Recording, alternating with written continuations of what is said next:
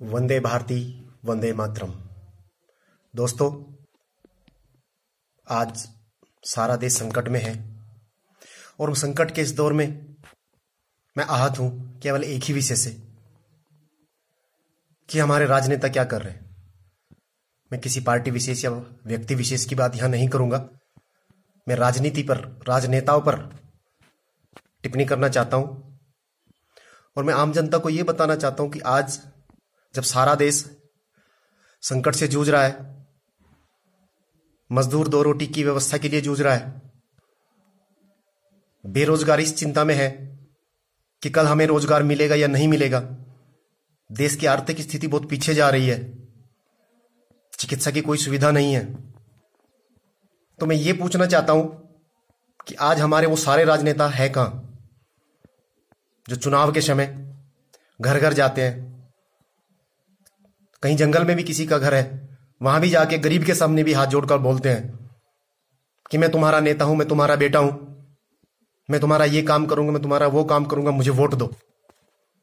आज वोट मांगने के लिए इतने लोग जो घर घर जाते हैं, आज चाहे वो किसी भी पार्टी से संबंधित हैं, किसी में से कोई भी नेता दिखाई नहीं दे रहा है। और अफसोस मुझे इस बात का है, देश आज एक ऐसी पार्टी के हाथ में है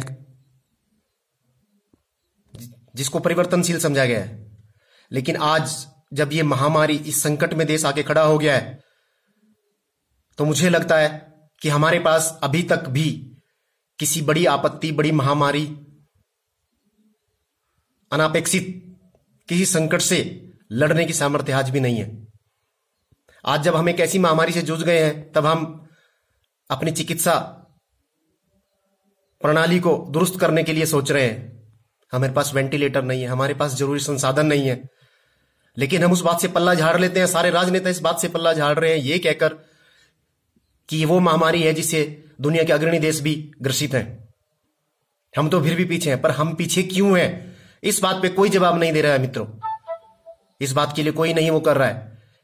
आज कहां लुप्त हो गए सारे राजनेता। आज महिलाएं चिंतित है कि मेरा परिवार बचेगा नहीं बचेगा।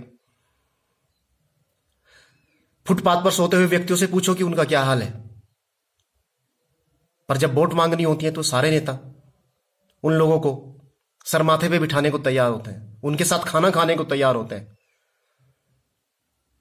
जब वोट मांगने घर घर जा सकते हैं, तो क्या घर घर जाकर आज ये लोग उनकी कुशलता पूछने के लिए, उनको किस चीज की कमी है, उन्हें खाना मिला है या नहीं मिला है, उनको मास्क मिला है या नहीं मिला है, उनके पास इस महामारी से बचने के जरूरी संसाधन है या नहीं है, क्या उनका फर्ज नहीं है, उनकी ड्यूटी नहीं है?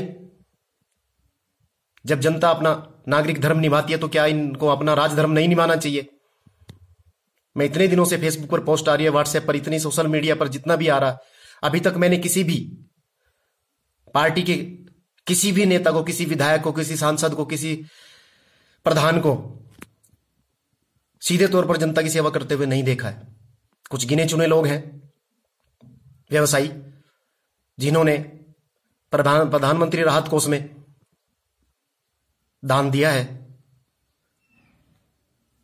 परंतु क्या इन विधायकों को गली कूचे में जाकर, नुक्कड़ों पे जाकर, घरों में जाकर,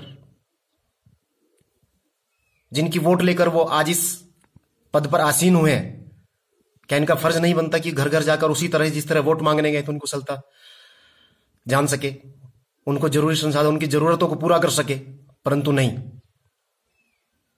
सब लोग अपने अपने घरों में बैठे हुए हैं। केवल ये एक ही बहाना है, घर में रहो, सुरक्षित रहो। तो मैं पूछना चाहता हूं, क्या सफाई कर्मी, चिकित्सा कर्मियों, पुलिस कर्मियों, इनका घर परिवार नहीं है? इनको जरूरत नहीं है कि घर पे रहें और सुरक्षित रहें? तो मित्रों, अब वक्त आ गया है इन सब चीजों से ऊपर उठने का, जागरूक होने का। अगर जनता को अपना अच्छा बुरा, अपना परिवार, अपनी जरूरतें स्वयं ही पूरी करनी है, तो क्यों ना प्रतिनिधि भी जनता के ही बीच से जाए। एक आम आदमी क्यों नहीं नेता बन सकता? उस वक्त तो ये सबके पुत्र, सबके बेटे, समाज के सेवक, समाज के चौकीदार, आज एक भी चौकीदार, एक भी जनता का सेवक, जनता का बेटा, कोई भी सड़क पे आके, मुख्य धारा में आके आम जनता की सहायता करने के लिए तैयार नहीं है।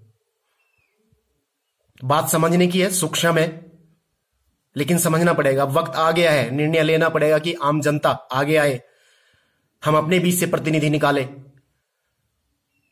हमें अगर स्वयं ही लड़ना है तो स्वयं ही करे। क्यों हम इन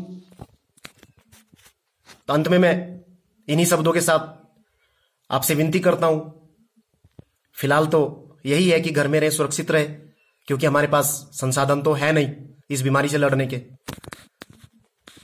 तो घर में रहकर सुरक्षित ही रहा जा सकता है, यही कहा जा सकता है। बस एक नारा है कि सुरक्षित रहे, घर में रहे। परंतु इस बीमारी का इलाज, इस बीमारी से लड़ने के लिए जरूरी संसाधन देश के पास नहीं है। ये एक बहुत बड़ी त्रासदी है। तो मैं सभी की सुखद सेहत के लिए ईश्वर से कामना करता हूं।